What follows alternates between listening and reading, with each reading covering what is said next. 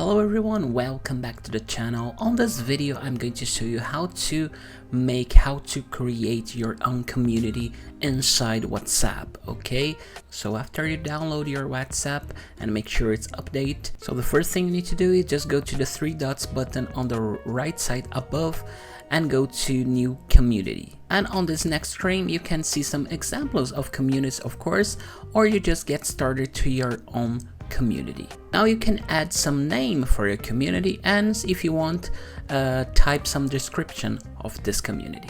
You can add, of course, a profile picture if you want.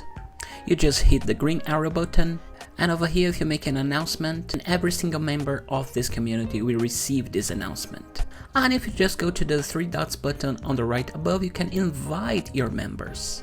You can also go to community settings, where you can just set up who can add new groups, who can add members, if just you or the ADM persons, or everyone, whatever you choose.